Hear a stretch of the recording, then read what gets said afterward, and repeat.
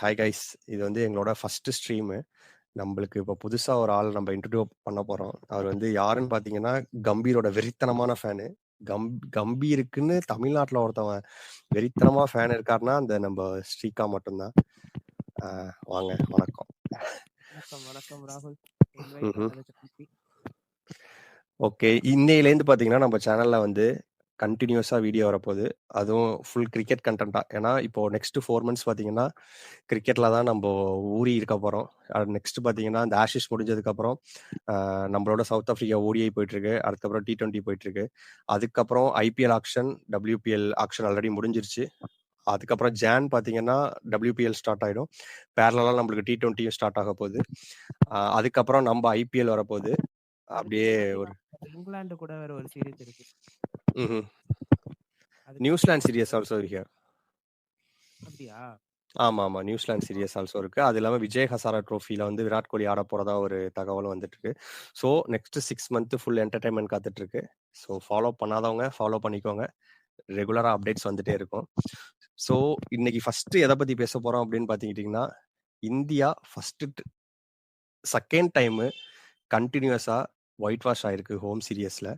அதுக்கு என்ன ரீசன் அப்படின்னு கௌதம் கம்பீர் ஃபேனான ஸ்ரீகாட்ட முதல்ல கேட்போம். எதனால தோத்துது? என்ன ரீசன்? யார் மேல தப்பு? அத சொல்லுங்க ஃபர்ஸ்ட். கௌதம் கம்பீர் ஃபேனுன்னு ஆரம்பிச்சேன். சரி, ஓகே. இப்போதைக்கு ரெஸ்பான்சிபிள்னு பார்த்தாக்க என் சைடு நான் அக்ரி பண்ணிக்கணும். ஐ வில் ஆல்சோ பிளேம் அந்த T20 அப்ரோச். அப்படியே டெஸ்ட்டுக்கு ஃபாலோ பண்ற style is not working for us. So most probably இந்த பிளேம் தலைவன் மேலே தான் வச்சு ஆகணும். ஏன்னா டெஸ்ட்னா பார்த்தாக்கா 1 to 7 role must be fixed.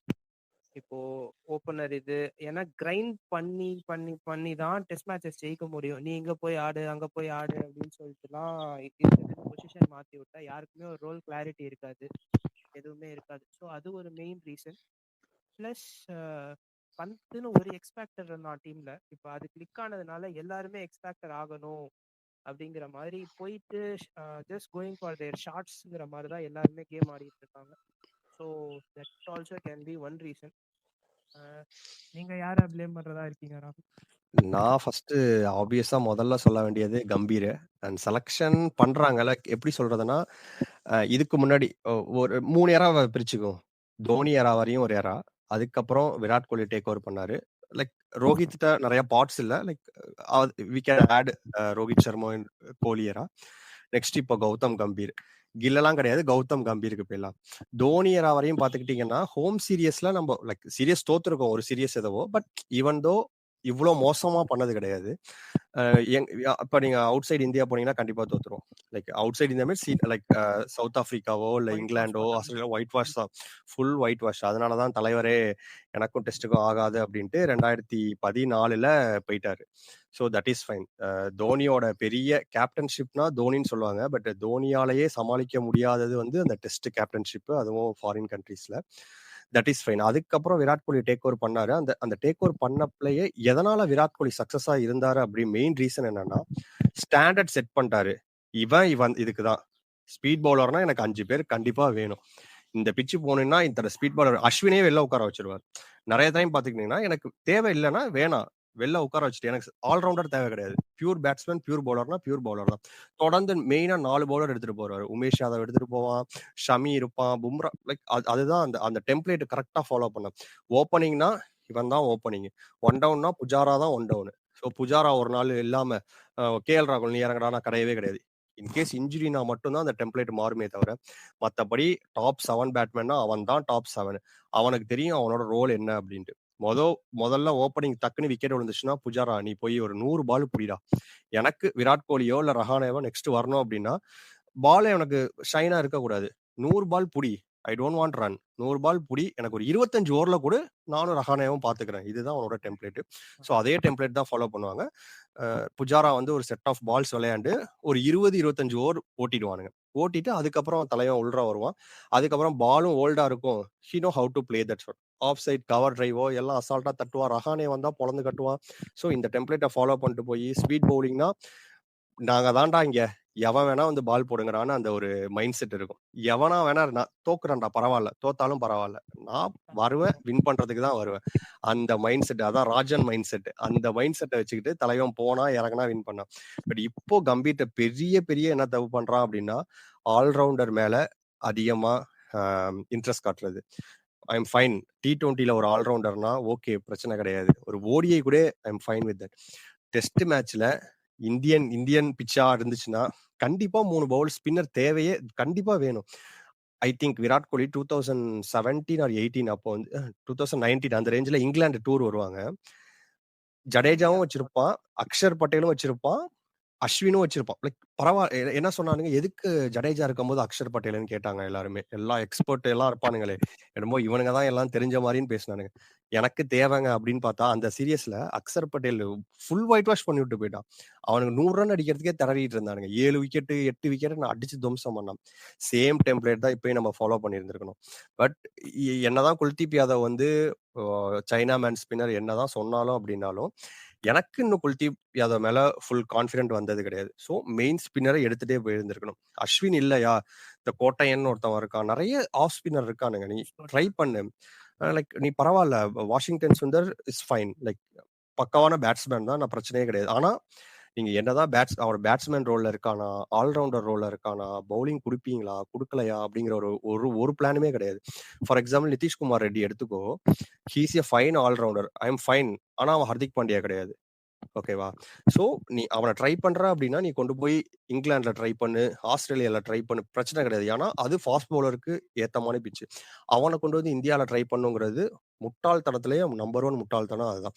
இதுவரையும் லாஸ்ட் 2 இயர்ஸ்ல ஜஸ்ட் 15 ஓவர்ஸ் தான் போட்டிருக்கான். லிஸ்ட் ஏ கரியர்ல. நிதிஷ்குமார் ரெட்டி. ஸோ இது அவர் என்ன ஸ்ட்ராட்டஜி வச்சு யூஸ் பண்றாருங்கிறது யாருக்குமே தெரியல.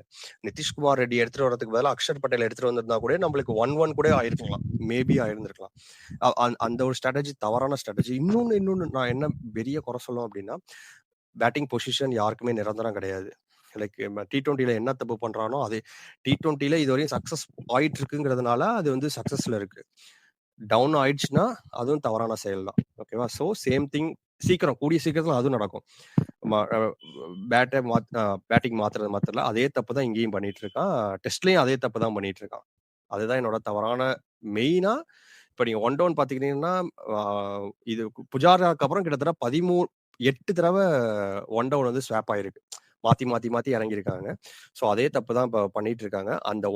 எனக்கு இப்போ வரையும் என்ன தப்பு தோணுது அப்படின்னா, அந்த அபிமன்யு ஈஸ்வரன் இருக்கான் தெரியுமா? தெரியும் தெரியும். யா. அபிமன்யு ஈஸ்வரன் வந்து இந்தியன் ரஞ்சில நல்ல பிளேயர். ஓகேவா?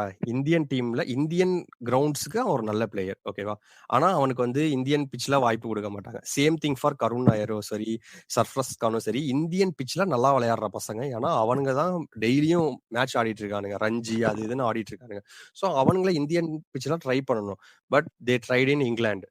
தே ட்ரைட் இன் ஆஸ்திரேலியா அப்படின்னு பண்ணும்போது, ஆப்வியஸா நம்மளுக்கே ஒரு கான்ட்ரடிக்ஷன்லாம் இருக்கு. அதுதான் என்னோட தப்புன்னு தோணுது. இப்போ உன் பாயிண்ட்ஸ் எல்லாத்துக்கும் almost 75-80% I also agri. But few things என்ன இது பார்த்தோன்னா, இந்த 3 ஏராவா பிரிச்சேன். ஒன்று வந்து தோனி, கோலி, இப்போ கம்பீர்னு வச்சுப்போம். நடுவில் ரோஹித்தோடது ஓடிஐ அண்ட் T20க்கு அது சூப்பர் ஏரா. டெஸ்ட்ல ரோஹித்தை இன்செர்ட் பண்ண முடியாது. இப்போ தோனி ஏரால பார்த்தனாலுமே நம்ம டெஸ்ட் இது பண்ணாலும் ஓடிஐ T20 நல்லா பண்ணிருப்போம். விராட் இதுல பார்த்தனா டெஸ்ட் பயங்கர பீக்குக்கு போனோம். ஆனா ஓடிஐ T20 ஒரு ட்ராஃபி கூட வரல. மறுபடியும் இப்ப கம்பீர் இதுல again his first stint as a கோச்லயே சாம்பியன்ஸ் ட்ராஃபி அடிச்சோம். ஆனா மறுபடியும் T20யும் ஒரு கன் டீம் ரெடி ஆயிருக்கு. பட் டெஸ்ட்ல இது ஏதோ ஒரு இந்தியாவுக்கு ஒரு சாபம் மாதிரி போயிட்டு இருக்கு. இப்போ இது ஒண்ணு நல்லா இருந்தா அது நல்லா இருக்காது. இது நல்லா இருந்தா இது நல்லா இருக்காது. அது பார்க்கும்போது இப்போ ஒரு நடுவுல நல்ல ஒரு அப்ரோச் கொண்டு வந்தாங்க. 3 ஃபார்மேட்டுக்கு 3 டிஃபரெண்ட் கேப்டன். அது நல்லா போயிட்டு இருக்கு. இப்போ ஆல் ஃபார்மேட்டுக்கு ஒரு ஃபேஸ் வேணும் அப்படின்னு சொல்லிட்டு கில்ல ஃபோர்ஸ் ஃபிட் பண்ணிட்டு இருக்காங்க. என்னை பொறுத்த வரைக்கும் பார்த்தோன்னா கம்பீரோட approach for ODI and T20 is fantastic தான் நான் சொல்லுவேன். நீ வந்துட்டு ஒர்க் ஆகாது அதுன்னு சொல்லிட்டு T20யை பொறுத்த வரைக்கும் ஒரு ஒரு பிளான் இருக்குன்னா அதை த்வாட் பண்றதுக்கு திடீர்னு இப்போ இவன் தான் வரப்போறான்னு opposition bowlers will have some set plan. இவன் வந்தாக்க பேசர் கொடுத்து இது பண்ணிடலாம். அந்த நேரத்துல you change the batting order. அங்க ஒருத்தன் போயிட்டு 10 பால் 25 ஆனாலே கேமோட இது மாறிடும். ஸோ அங்க பேட்டிங் பொசிஷன் ஒர்க்ஸ். அங்க வந்துட்டு இதுதான் ஃபிக்ஸ்டு அதுதான் ஃபிக்ஸ்டுன்னு கிடையாது. ஏன்னா டிராவிட் டைம்லயும் நம்ம குவிக் 2 விக்கெட்ஸ் 3 விக்கெட்ஸ் போனா அக்ஷர் பட்டேல் முன்னாடி வருவான். அந்த சேஞ்சஸ் அண்ட் ஸ்வாப்பிங்லாம் நடந்துட்டு தான் இருந்துச்சு. So that works for T20 என்னை பொறுத்த வரைக்கும். That is working till no. Champions ட்ராஃபியும் லைக் நம்ம வேர்ல்ட் கப் ஃபைனல்ல எதனால மிஸ்டேக் ஆயிருப்போம்னாக்க இந்த விராட் அண்ட் ராகுல் பார்ட்னர்ஷிப் ரொம்ப ஸ்லோவா போச்சுன்னு அழகா he carefully inserted Akshar Patel between Virat and KL ராகுல். அதெல்லாம் கன் டெசிஷன் நம்ம ஒத்துட்டே ஆகணும். அதுக்கப்புறம் இன்னொன்னு சாம்பியன்ஸ் ட்ராஃபி ஸ்குவாட்ல ஜெய்ஸ்வால் பேஸ்ல இன்னொரு அங்க ஜெய்ஸ்வாலுக்கு ரீப்ளேஸ்மெண்ட்னா இன்னொரு பேக்கப் ஓப்பனர் தான் எல்லாருமே எடுத்திருப்பாங்க. ஆனா ஜெய்ஸ்வால சாம்பியன்ஸ் ட்ராஃபி ஸ்குவாட்ல ரீப்ளேஸ் பண்ணது Varun Chakravarthy. Varun Chakravarthy change the game for us in both against New Zealand matches semis ஆகட்டும் ஃபைனல் நியூசிலாண்ட்ல he'll pick the first wicket. ஸோ அங்க his strategy works. ஆனா டெஸ்ட்டை பொறுத்த வரைக்கும் this will never work. நீ இங்க போய் ஆடுறானாக்க நீ you have to minimum face some 20 balls 30 balls 40 balls பிடிச்சாதான் பிச்சு என்ன ஆகுது நம்ம எப்போ அடிக்கலாம் அந்த இது எல்லாமே உனக்கு ஒரு ஐடியா கிடைக்கும். திடீர்னு நீ போயிட்டு இங்கே ஆடு அங்கே ஆடு will work for ODI and T20 but never for test. So Gambhir இப்போ அந்த போஸ்ட் மேட்ச் நான் நினைச்சேன் Gambhir would like accept what is wrong and he might even step down for is nature. He is capable to do that. ஏன்னா டெல்லிக்கு 2018 கேப்டனா போன போது 5 match சரியா ஆடலனோடனே ஐம் குவிட்டிங் அப்படின்னு சொல்லிட்டு போன ஆளு. So I thought he would do the same but he's still trying to continue. ஆனால் டெஸ்ட்டுக்கு we can bring some other coach என்னை பொறுத்த வரைக்கும் and give ODI and T20 to Gambhir's hands because his strategy works well there but not in tests னா எனக்கு தோணுது. இந்த cap like Gambhir வந்து டெஸ்ட்ல இருந்து ரிலீவ் ஆயிட்டாலும் அவங்க கண்டிப்பா ODI T20 இருந்து தூக்கிடுவாங்க. அந்த ரீசன்னால தான் அது பண்ண மாட்டாங்க. இப்போ நம்மளுக்கு ஒரு செப்பரேட் டீமா இருந்துச்சுன்னா ஃபைன். லைக் நம்ம வந்து டெஸ்ட்டுக்கு 3 ஃபார்மேட்டுக்கு 3 கேப்டன் போகும்போது 3 ஃபார்மேட்டுக்கு 2 கோச்சும் போகலாம், தாராளமா போகலாம். ஏன்னா நம்மள்ட்ட ரிசோர்சஸ் இருக்கு, பிளான் பண்ணி பண்ணணும். ஆனா எல்லாத்துக்குமே ஒரே ஃபேஸ் வேணும் அப்படிங்கிறதுக்காக we are following the strategy. Yes test தூக்குனா எல்லாத்தையும் தூக்குவாங்க, அப்படிதான் போக போகுது. So but if we have to சர்வைவ்னாக்க இந்த 1 to 7 பொசிஷன் ஃபிக்ஸ் பண்ணியே ஆகணும்.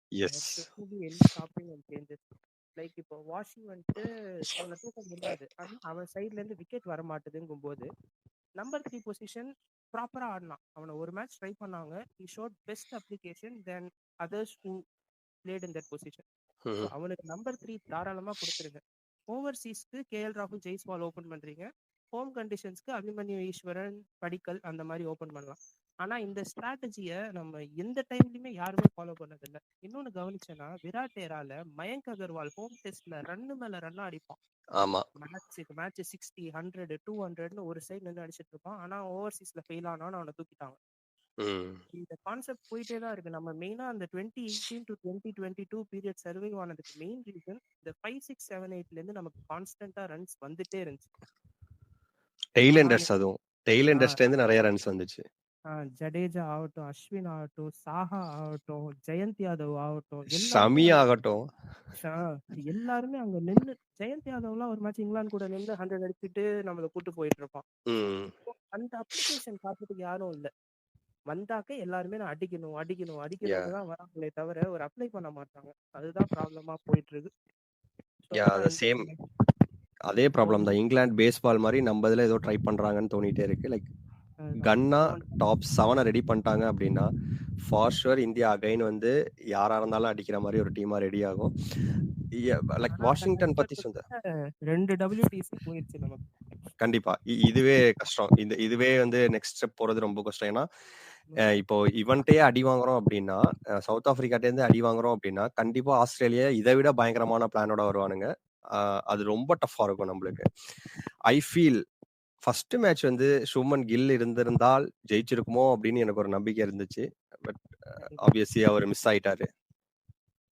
நான் நான் எக்ஸ்பெக்ட் பண்ணேன் ஃபர்ஸ்ட் மேட்ச் இருந்து ஆட பண்ண முடியாது. கரெக்ட் தான். But target was just 120. Shubman Gill இருந்தா கண்டிப்பா அந்த ஒரு மேட்டர் ஆஃப் 30 ரன் 20+ ரன் அடிச்சிருந்திருக்கலாம். Lot of difference. ஆனா 120 we could have chased. லைக் நான் இந்த சமயத்துல தான் வந்து சுமன் கில்ல ரொம்ப எக்ஸ்பெக்ட் பண்ணேன். வின் பண்ணி பார்த்தா நிறைய பேர் வன்மத்துல சுத்திட்டு இருந்தானுங்க. ஸோ நான் வின் பண்ணி காட்டிட்டேன்டா அப்படின்னு கெத்து பண்ணிருப்பாருன்னு யோசிச்சேன். பட் பண்ண முடியல அவர்னால. That's fine. அண்ட் லைக் அதான் இந்தியா நெக்ஸ்ட் சீரியஸ்ல இருந்து வின் பண்ணணும் அப்படின்னா டாப் 7 ஆர் டாப் 6 கான்ஸ்டன்டா இருக்கணும். லைக் கோலி எறால என்ன இருந்துச்சோ அதே கான்ஸ்டன்ட். பரவால்ல வாஷிங்டன் தான் 1 டவுனா, சாய் சுதர்ஷன் தூக்கி வெளில விட்டேறி ஓடிஐல வச்சுக்கோ, T20ல வச்சுக்கோ. ட்ரை பண்ணு. கன்டினியூஸா 5 மேட்ச் ட்ரை பண்ணு. என்ன மெயின் ரீசன்னா அவன் ஹைட் 6 இன்ச்ல இருக்கான். 6 ஃபீட் இருக்கான். அதுதான் நம்மளுக்கு மெயின் மேட்ரு. கால தூக்கி சாலிட் வெளில டிஃபென்ஸ். வச்சானே டிஃபெண்டும் நல்லா பண்றான். கால தூக்கி வெளில வச்சாலே ஸ்பின்ன கட் பண்ணிடுறான். So perfectly matched. So 5 match கன்டினியூஸா ட்ரை பண்ணு. If not working we can go with other batsmen. So இது டிரான்சிஷன் ஃபேஸ் தான். ஈவன் தோ கண்டினியூஸா இது மாதிரி லைக் பேட்டிங் ஆர்டர் சேஞ்ச் பண்ணாம இருந்துச்சுன்னா கண்டிப்பா இந்தியா சக்சஸ் ஆகும் அப்படின்னு நினைக்கிறேன். அதுதான் இப்போ பார்த்தோன்னா நம்ம ஓவர்சீஸ் இப்போ அடுத்து என்ன டூர் வருது, நம்ம ஸ்ரீலங்கா போகிறோம். ஸோ அதுக்கு ஓப்பனிங் பார்த்தோன்னா என்ன கேட்டால் ஜெய்ஸ்வாலுமே for no he's the best opening batter for us. ஆனால் அவன்கிட்ட ஒரு பேட்டர்ன் நோட் பண்ணனா 4th இன்னிங்ஸில் எப்போல்லாம் நமக்கு தேவையோ he just initiates the collapse and goes. அந்த ஸ்டார்ட் ஃபர்ஸ்ட் 2 ஓவர்ஸ் 3 ஓவர்ஸ்ல ஹி கெட்ஸ் அவுட். ஈவன் அந்த வெஸ்ட் இண்டீஸ் கேம்ல நம்ம 110 அடிக்கணும், அந்த மேட்ச்ல கூட செகண்ட் ஓவர்ல அவுட் ஆயிட்டு போயிட்டு இருப்பான். லார்ட்ஸ்ல அதே தான் ஆச்சு, நியூசிலாந்து சீரீஸ்லயும் அதே தான் ஆச்சு, அதுவும் அதே தான் ஆச்சு. அப்போ ஜடேஜா வந்துட்டு இந்த மாதிரி தான் he had all the talents. ஆனா உடனே போயிட்டு இருந்ததுனால they asked him to go to Ranji. அங்க போயிட்டு 2 300 அதெல்லாம் போட்டு அந்த ஒரு ஸ்லாக் பண்ணிட்டு வந்ததுக்கு அப்புறம் we saw different Jadeja. So we need to ask Jaiswal also, போயிட்டு ஸ்லாக் பண்ணு ஒரு 1 or 2 இயர்ஸ், நீ இல்லாம நாங்க ஆடிக்கிறோம், நீ போயிட்டு வான்னாக்க he'll be different beast when he comes பேக்னு தோணுது. But I don't think they will be taking because no he will be in like 11s for sure. the problem என்னன்னா ஜெய்ஸ்வால்ட்ட ரொம்ப அவசரப்படுறானோ அப்படின்னு எனக்கு தோணுது. லைக் கொஞ்சம் பொறுமையா அண்ணா. ரோஹித் சர்மா கிடையாது ஜெய்ஸ்வால், ஓகேவா? அந்த மைண்ட் செட்ல இருந்து அவரை மாத்தினாலே போதும். நீ பொறுமையா விளையாடு, யூ கேன் ஸ்கோர். அவன் நின்னாலே ஆட்டோமேட்டிக்கா ரன் வந்துகிட்டே இருக்கும். அதுதான் அவன் பெரிய தப்பு என்ன பண்றான் அப்படின்னா அவசரப்படுறான். ஸ்பின் வரையும் ஆடு, ஸ்பின் போடுற வரையும் நீ ஆடு. லைக் ரொம்ப பொறுமையா ஆனாலே போதும். நீ ரன் அடிக்கணும்னு அவசியம் கிடையாது. அதுக்கு அது பண்ணாலே we are good to go.